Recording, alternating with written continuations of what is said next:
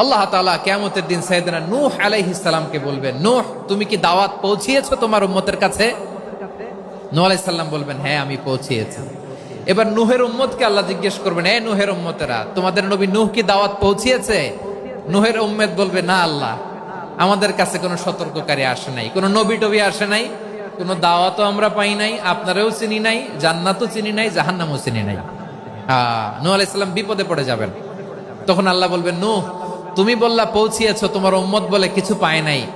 নূহ তোমার কি কোনো সাক্ষী আছে? তোমার কথা আর তোমার উম্মতের কথা তো মিলে না। তুমি বললা তুমি আমার নির্দেশনা দাওয়াত পৌঁছে দিয়েছো, কিন্তু তোমার উম্মত বলে পায় নাই। নূহ তোমার পক্ষে কোনো সাক্ষী আছে? নূহ আলাইহিস সালাম বলবেন, আছে। কে? উম্মতে মুহাম্মাদী। তখন আমরা বলবো, আল্লাহ নবী নূহ আলাইহিস সালাম তিনি আপনি যা যা বলেছেন ঠিক তা তার উম্মতের কাছে পৌঁছে দিয়েছে। এবার নূহের উম্মতের সাথে আমাদের ঝগড়া লাগবে। তারা বলবে, তোমরা আসছো আমাদের হাজার হাজার বছর পরে, তোমরা কি করে জানলা? তোমাদের সাক্ষী ধর্তব্য হবে না? আমরা তখন বলবো, আমাদের কোরআনে তোমাদের নবীর নামে আল্লাহ তাআলা একটা সূরা নাজিল করেছেন, সূরাতে নূহ। আওয়াজ করে পড়েন আল্লাহু আকবার। আমরা বলবো, আমাদের কোরআনে তোমাদের নবীর কথা আল্লাহ আমাদেরকে জানিয়েছেন, দিন রাত এক করে তোমাদের কাছে তিনি দাওয়াত পৌঁছেছেন। তোমরা কানের মধ্যে হাত দিয়ে রাখতা, চেহারাটা কাপড় দিয়ে ঢেকে রাখতা, আল্লাহর নবী নূহকে পিটিয়ে ছালা দিয়ে পেঁচিয়ে তোমরা পাহাড়ে তুলে রেখে আসতা। সব আমরা জানি। আমরা যখন বলবো এই কথা, নূহের উম্মত চুপসে যাবে। তখন আমরা সত্য বলেছি কিনা এটা আল্লাহ তাআলা জানতে চাইবে বিশ্বনবীর কাছে। তখন বিশ্বনবী আমাদের পক্ষে সাক্ষী দিবেন। আওয়াজ করে বলেন আল্লাহু আকবার। এজন্য আল্লাহ বলেন, নবী আপনি হচ্ছেন সাক্ষ্যদাতা, সব নবীদের উপর আপনি হবেন সাক্ষী, আবার আপনার উম্মতের সাক্ষীর উপর আপনি হবেন সাক্ষী। তার মানে নবী গো, কিয়ামতের কঠিন ময়দানে আপনি হবেন রাজ সাক্ষী। বিশ্বনবী কি সাক্ষী?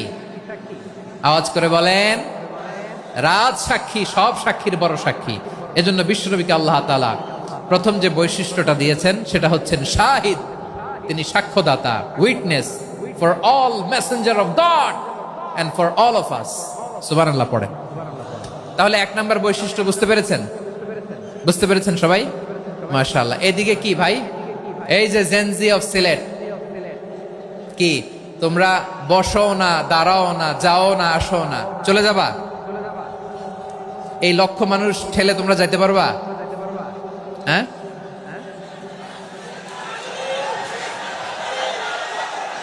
বসো বসো,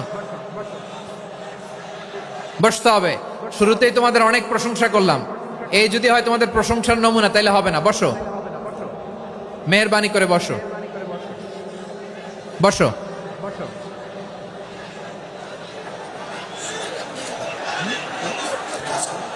আওয়াজ করে তাকবীর দেন, আওয়াজ করে পড়েন লিল্লাহে তাকবীর। আরো জোরে আওয়াজ করে পড়তে হবে, লিল্লাহে তাকবীর, লিল্লাহে তাকবীর। আমার প্রিয় সিলেটবাসী, আমার দিকে তাকান, আমার দিকে তাকান।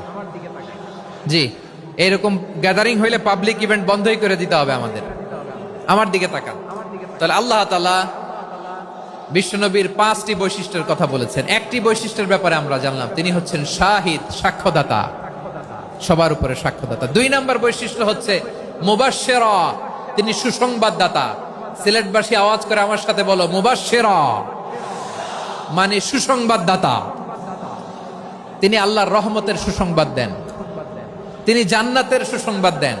এই উম্মতের মধ্য থেকে যারা গাফেল, যারা অবাধ্য, যারা সীমালঙ্ঘনকারী, তাদেরকে বিশ্বনবী আল্লাহর রহমতের সুসংবাদ দেন।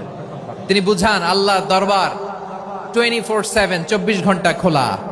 আপনি যত বড় পাপী হন, আপনি যতই অন্যায় করেন না কেন, আল্লাহর রহমতের দরিয়া, আল্লাহর রহমতের দরজা আপনার জন্য খোলা আছে না নাই?